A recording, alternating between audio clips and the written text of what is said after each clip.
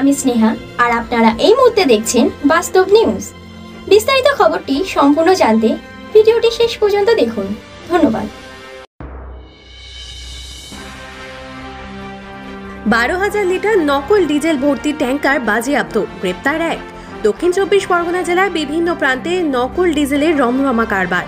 প্রশাসনের চোখে ধুলো দিয়ে চলছে এই কারবার। আজ দক্ষিণ 24 পরগনা জেলার কাকদ্বীপ ব্লকে নকল ডিজেল ভর্তি একটি ট্যাঙ্কার বাজেয়াপ্ত করল হারুট পয়েন্ট কোস্টাল থানার পুলিশ। ঘটনাটি ঘটেছে কাকদ্বীপের হারুট পয়েন্ট কোস্টাল থানা এলাকায়। জানা গিয়েছে, গোপন সূত্রে খবর পেয়ে হারুট পয়েন্ট কোস্টাল থানার পুলিশ লট নম্বর 8 এলাকায় অভিযান চালায়। সেই সময় ওই এলাকায় একটি তেলের ট্যাঙ্কার দাঁড়িয়ে ছিল। পুলিশ ট্যাঙ্কারের চালকের কাগজপত্র দেখতে চাইলে তিনি অসংলগ্ন কথাবার্তা বলেন। বৈধ কোনো কাগজপত্র ট্যাঙ্কারের চালক দেখাতে পারেনি। এরপরে চালককে আটক করে জিজ্ঞাসাবাদ করলে পুলিশ জানতে পারে ট্যাঙ্কারে নকল ডিজেল ভর্তি রয়েছে। তৎক্ষণাৎ পুলিশ ট্যাঙ্কারটিকে বাজেয়াপ্ত করে। চালককেও গ্রেপ্তার করা হয়েছে।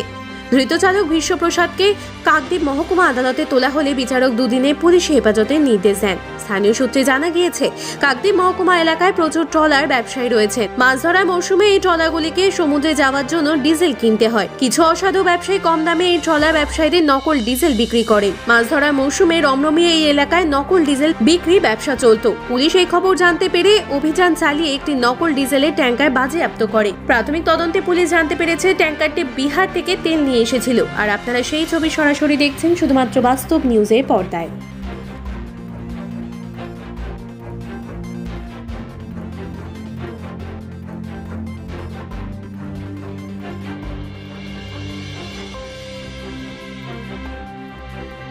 গতকালকে রাতে হারুট পয়েন্ট কোস্টাল থানার পুলিশ গোপন সূত্রে খবর পায় যে জাল ডিজেল নিয়ে একটা তেলের ট্যাঙ্কার আসছে এবং পুলিশ সেই তেলের ট্যাঙ্কারটাকে ধরে এবং তার যে ড্রাইভার চালক ভীষণ প্রসাদ, বিহারের সারন জেলায় বাড়ি, ওকে গ্রেপ্তার করে এবং ওকে আজকে কাকদ্বীপ আদালতে নিয়ে এসছে এবং তদন্তের জন্য ওকে 7 দিনের পুলিশ কাস্টডি হেফাজত চেয়েছে।